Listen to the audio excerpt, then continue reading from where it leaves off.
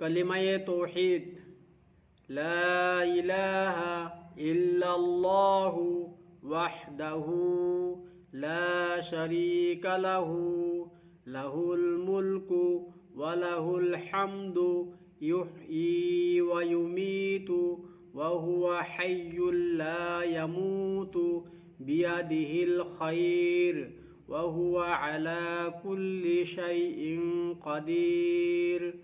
হুজুরে পাক সাল্লাল্লাহু আলাইহি ওয়াসাল্লাম ইরশাদ ফরমাইছে, যদি কোনো ব্যক্তি বজাৰত যায় আৰু বজাৰত এই কলিমাটি পঢ়ে তো সেই ব্যক্তিজনক আল্লাহ ৰব্বুল আলামিনে 10 লাখ নেকি দান কৰিব। সুবহানাল্লাহ।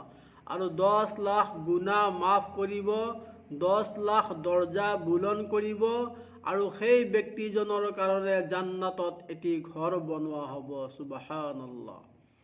আৰু হুজুৰে পাক সাল্লাল্লাহু আলাইহি ওয়াসাল্লামে ইৰশাদ ফৰমাইছে, যদি কোনো ব্যক্তিয়ে 5 ওয়াক্ত নামাজৰ পিছত সুবহানাল্লাহ 33 বাৰ, আলহামদুলিল্লাহ 33 বাৰ, আল্লাহু আকবাৰ 34 বাৰ পঢ়াৰ পিছত এই কলিমায়ে তাওহীদটো এবাৰ পঢ়িব, আল্লাহ ৰব্বুল আলামিনে সেই ব্যক্তিজনৰ জীৱনৰ গুনাহ যদি সাগৰৰ ফেনাৰ সমপৰিমাণো হয়, সকলো গুনাহ আল্লাহ পাকে মাফ কৰি দিব।